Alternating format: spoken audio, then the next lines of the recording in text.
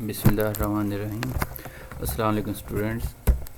अभी हमने तीसरी रिक्वायरमेंट पढ़नी है, फिज़िकल रिक्वायरमेंट पढ़नी है, जिसको ऑस्मोटिक प्रेशर का नाम दिया गया है। सबसे पहले ऑस्मोटिक प्रेशर समझने से पहले आपको पता होना चाहिए सॉल्यूशन में क्या क्या चीज़ें होती हैं।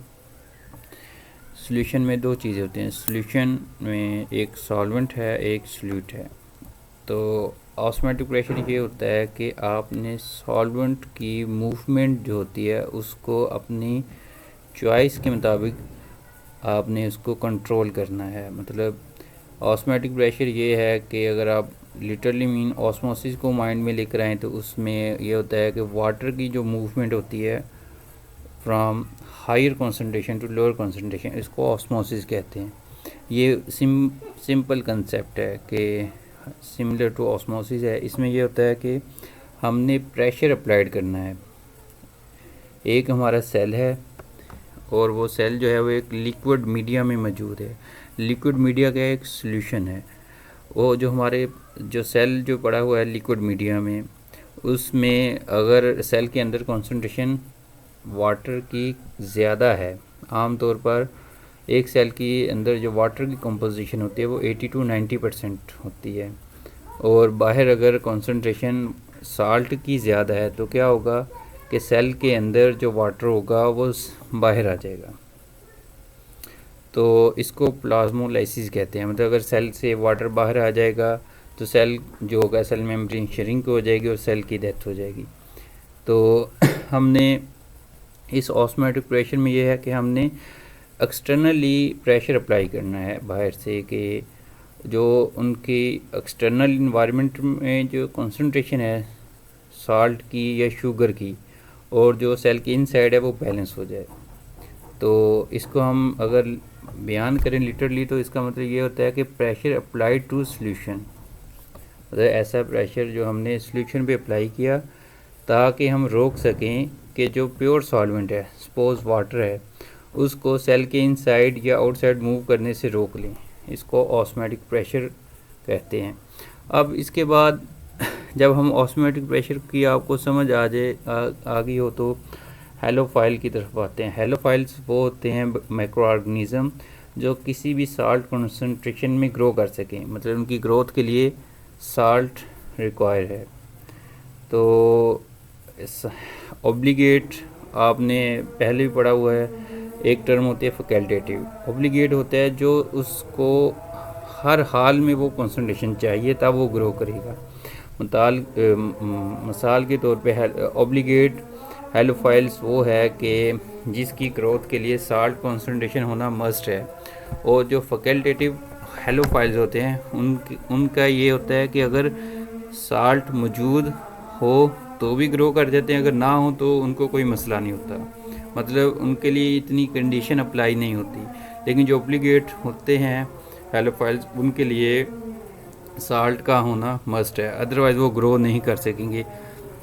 उसमें ये भी होता है कि जो ऑब्लिगेट हेलोफाइल्स होते हैं, जब हम उनको लैब में कल्चर कर रहे हों, हमने उनका सॉल्यूशन जो है, जो हमारा कल्चर है, उस दूसरी जगह पे इनोकुलेट करना हो, मतलब एक वाइल से मीडिया वाइल से दूसरी मीडिया वाइल में हमने उसको इनोकुलेट करना है। इनोकुलेट मीन्स कि हमने एक लूप लेकर उसमें से डिप करना है साल्ट को, मतलब जो हमारे पास हेलोफाइल्स का कल्चर है उसमें डिप करना है। डिप करके हमने उस दूसरे मीडिया में लेके जाना है। तो अगर हमने उस लूप को पहले से साल्टी ना किया हो तो क्या होता है, ऑब्लिगेट हेलोफाइल ग्रो ही नहीं करते। तो मतलब ये इतने स्ट्रिक्टली साल्ट लविंग होते हैं। और इसके बाद है तो एक्सट्रीम हेलोफाइल्स, ये वो हैं जो डेड सी से जो आइसोलेट हुए हैं। इनकी ग्रोथ के लिए ऑलमोस्ट 30% साल्ट की कंसंट्रेशन रिक्वायर होती है। और हम इसका कंपैरिजन करें फैकल्टेटिव हेलोफाइल्स से, ये ग्रो कर जाते हैं विदाउट एनी साल्ट कंसंट्रेशन। अगर 2% तक हो तो ये बड़े हैप्पीली ग्रो करते हैं। और इनमें एक ऐसी क्लास भी है कि जो 15% तक साल्ट की कंसंट्रेशन को टॉलरेट कर लेते हैं। ये जो साल्ट कंसंट्रेशन जो है, मतलब ये है कि ये जो बाहर सॉल्यूशन पड़ा हुआ है, बाहर जो सॉल्यूशन पड़ा है, मतलब वो सॉल्यूशन जिसके अंदर सेल है, और सॉल्यूशन एक ऑस्मोटिक प्रेशर अप्लाई कर रहा है, और सेल जो है इस ऑस्मोटिक प्रेशर को टॉलरेट कर रहा है, जिसकी टॉलरेंसी उसके हेलोफाइल्स बनाती है, चाहे वो ऑब्लिगेट हो चाहे वो फैकल्टेटिव हो। तो ये अगर साल्ट के अलावा दूसरी अगर शुगर कंसंट्रेशन हो, जैसे एगर है, एगर जो एक मीडिया का नाम होता है, एक मीडिया कंपोनेंट है, ये बेसिकली न्यू सेल को या न्यू कॉलोनी को या बैक्टीरियल सेल को आइसोलेट करने के लिए इस्तेमाल होता है। इसका फंक्शन यही होता है कि जिस सॉल्यूशन में डाला है, मीडिया में डाला है, अगर उसका टेम्परेचर 40 से नीचे आ जाए तो वो सॉलिडिफाई हो जाता है। तो अगर इसकी कंसंट्रेशन, हम मीडिया बनाया हमने और हमने उसकी प्लेटें बना ली और उसके ऊपर माइक्रो ऑर्गेनिज्म ग्रो कर गए, अगर उसमें मीडिया में एगर की कंसंट्रेशन 1.5 से ज़्यादा होगी तो क्या होगा, एगर पॉलीसेकेराइड है, ये शुगर है, तो क्या होगा कि बाहर वाली साइड पे और क्या होगा, हाइपरटोनिक कंडीशन आ जाएगी। तो इससे क्या होगा, सेल के अंदर जो वाटर होगा वो बाहर आ जाएगा, मतलब जो मैक्रोब उस मीडिया पर ग्रो करेंगे उनमें से वाटर जो है वो बाहर आ जाएगा। जब बाहर आएगा तो उन सेल की ग्रोथ ही नहीं हो सकेगी और मतलब आपको एट दी एंड कोई भी कॉलोनी आइसोलेट या कोई भी कॉलोनी नहीं मिलेगी।